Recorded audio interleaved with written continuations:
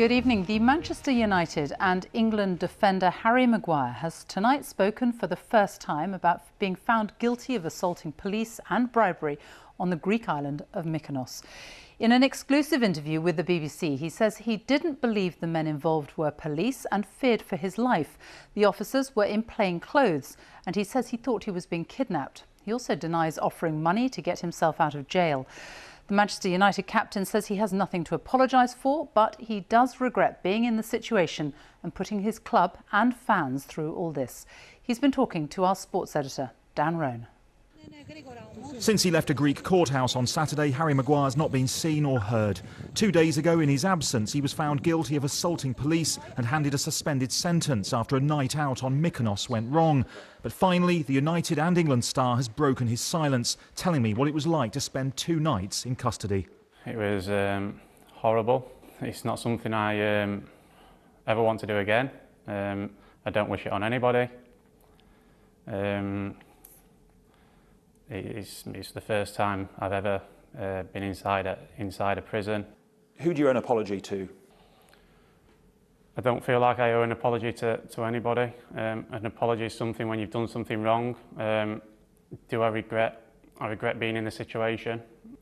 Obviously, the situation has made it difficult. I play for one of the biggest clubs in the world, so I regret putting the fans and the club through this. Do you accept that you were in a way asking for trouble being in that place that night? No, I think it could have happened anywhere. I love Greece. I think us footballers get a bit of stick for trying to stay away from everything in the public light. It's not how I want to live my life. Maguire says trouble began when he suspected his sister Daisy had been attacked by 2 strangers. These 2 men approached my little sister. They asked her where she was from. She responded, and then my fiancée Fern seen my little sister's eyes like going to the back of her head. And she ran over and she was fainting, she was in and out of consciousness. And sorry. Maguire says he and his friends tried to get to hospital but were instead taken to a police station where they claim outside they were attacked by plainclothed officers. My initial thought, I thought we was getting kidnapped. We got down on our knees, we put our hands in the air, and then they just started hitting us. They was hitting my legs, saying my career's over, no more football, you won't play again. And at this point, I thought there's no chance. These are police, or I don't know who they are. So I tried to run away. I was in that much of a panic, fear, scared for my life. You feared for your life, did you? Yeah, for sure, all the way through it. You said, "Do you know who I am? I play for Man United. I'm very rich. I can pay you. Let us go." They were the quotes attributed to you. Did you try and bribe the police? No, for sure.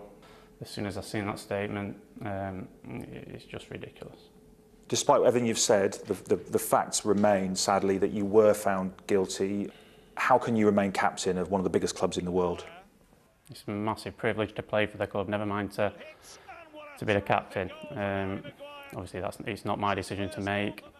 I have great faith in the Greek law. The retrial will give us more time to prepare, gather the evidence, allow witnesses into the court.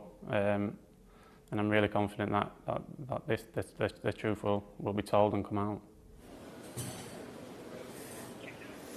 Well, ever since one of the Premier League's most remarkable and dramatic controversies of recent years began just a few days ago, Harry Maguire has been desperately trying to keep a low profile and keep his head down, to the extent, in fact, that he's asked that his location remains confidential. This, after all, of course, is the most expensive English footballer of all time, the most expensive defender that football has ever seen. Now, finally, he's had his say. His version of events has been heard for the first time. It is his version, of course. We have to stress that. A Greek court couple of days ago saw it very differently, but he has appealed, he has been granted a retrial, and his legal team claim that that means that he's now presumed innocent. His conviction has effectively been nullified. He'll now hope that he can concentrate on his football and get back to training and then the new season with Manchester United and, of course, England. That will have to wait, having been axed from the squad a couple of days ago by the manager, Gareth Southgate. But now he will hope he can concentrate on that. He'll have to wait, though, a little longer for